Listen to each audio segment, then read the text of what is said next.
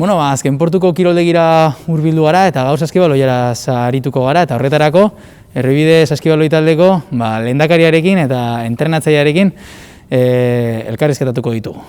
Bere izenak Ana Iturra eta Sergio Martin dira. Ana Iturra Erribideko lehendakaria da eta Sergio Martin senior nazionaleko entrenatzailea eta kirol zuzendaria ere bada. Ongi etorriak kiroletik saiora. Bueno, nola aurkitzen da taldea egoera honetan, 2021 honetan, entrenatu dezakezue, ekonomikoki nola zaudete? Entrenamenduak orain hasi gara berriro, Gabonetan, baina ez dakigu zenbat noiz arte egongo garen entrenatzen eta gero diruarekin oso larri eta oso gaizki. Azkenean fitxak eta dena egin behar izan ditugu, baina oraindikan ez dakigu ze gertatuko den, konpetituko dugun ala ez, ze gertatzen den pandemia honekin. Kirol arloan nola gestionatzen da? Imaginatzen dut kirolariek antsietate puntu bat izan ditzaketela, ez?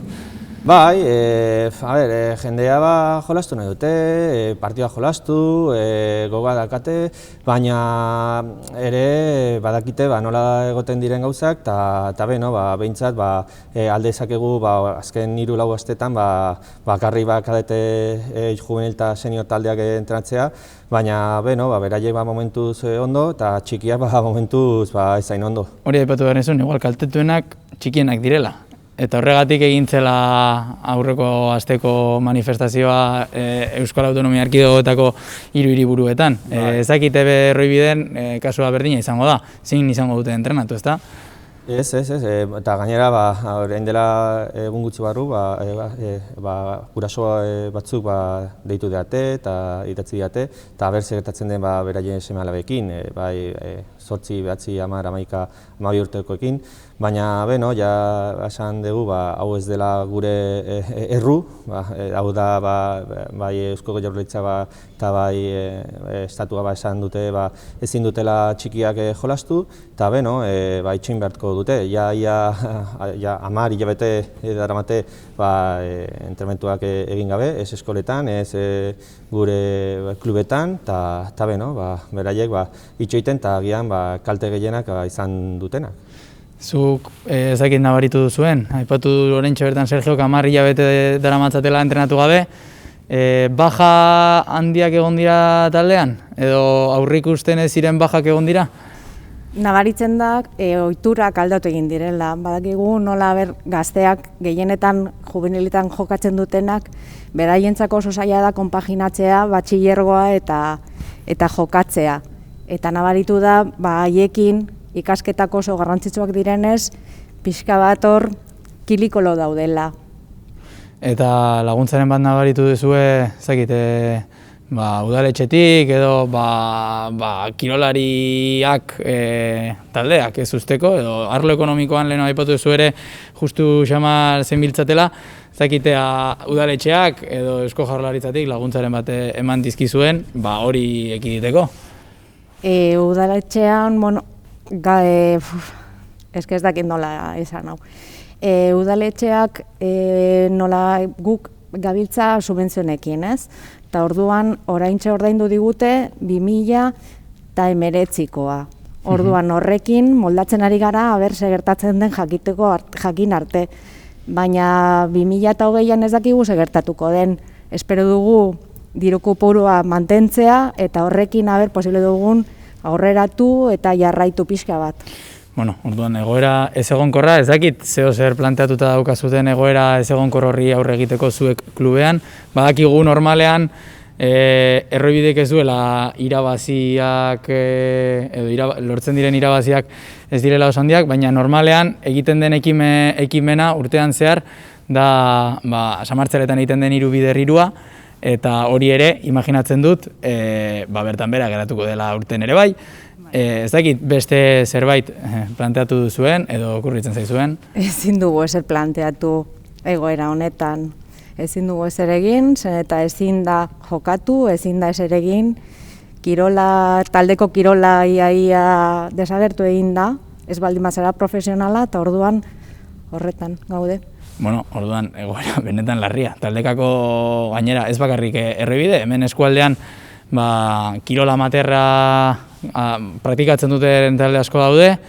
Zuen egoera, ekonomikoa eta hori aipatu dugu, baina kirol arloan zein da zenbat talde dituzue, gutxi gora bera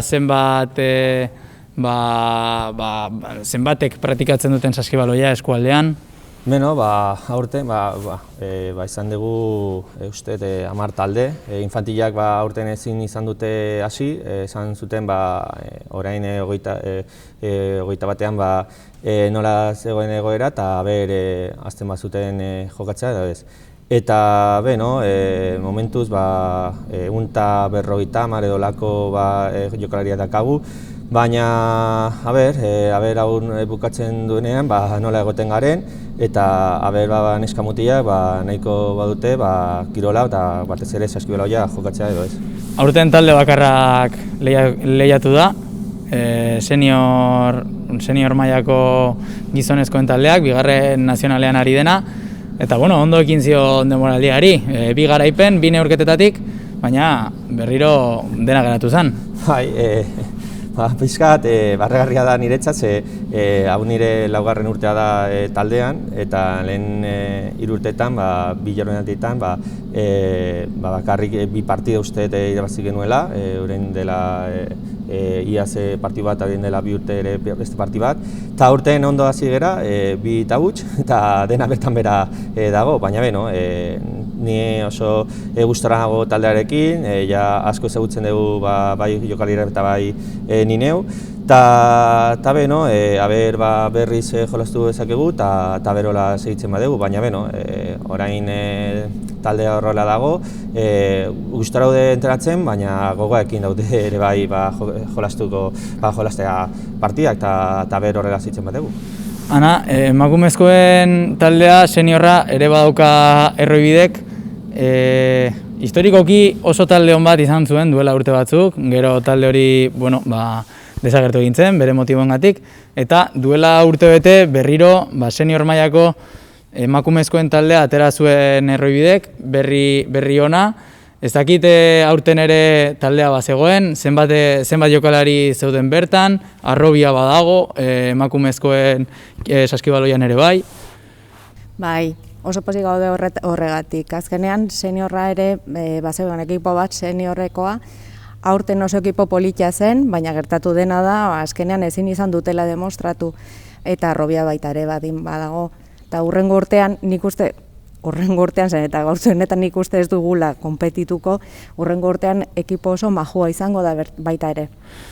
Eta elkarrizketa bukatzeko, eskatuko dizuet, 2021 baterako kirolean zaila bada ere, desio txiki bat, lehenengo hasizuk, Ana, eta gero zu, Sergio, hazin izango litzateke, erroibideri dagokionez, desio txiki hori. Mantentzea, gauden bezala mantentzea, baina jokatu posibilitatea, jokatzeko posibilitatea. Jokatzeko posibilitatearekin, eta imagino dut zure ere handikan ibiliko dela. Bai, hori jani esan nion Anari udan, hau bukatzen denean, dena berdin baldin badago, oso pozik ginen gehu. Eta ni nahi duna hori osasuna denentzat, eta denak bai osasun gainera fisikoa eta mentala, ze jokalariak jolastu gabe eta entratu gabe, pixkat hor daude, hori pixkat sufritzen. Eta hau azkar bukatzen badugu, jende guztiak ondo egiten baditu gauzak, eta gero bueltan dena berdin badijoa, eta aurrera ze taldea kluba oso ondo zijoazen, eta hau bukatuta gero dena berriz bueltatzean, dena gora jute den bada. Konpontzeko edo egoera konpontze adierazpen horiekin bukatuko dugu elkarrizketa, eskerrik asko gu jasotzagatik, eta ea egoera hobetzen duen, eta pixkanaka erroibideko taldeak ere, hemengo kantxan eta baita artelekuko kantxan ere, saskibaloira praktikatzen ikusten ditugun. Eskerrik asko.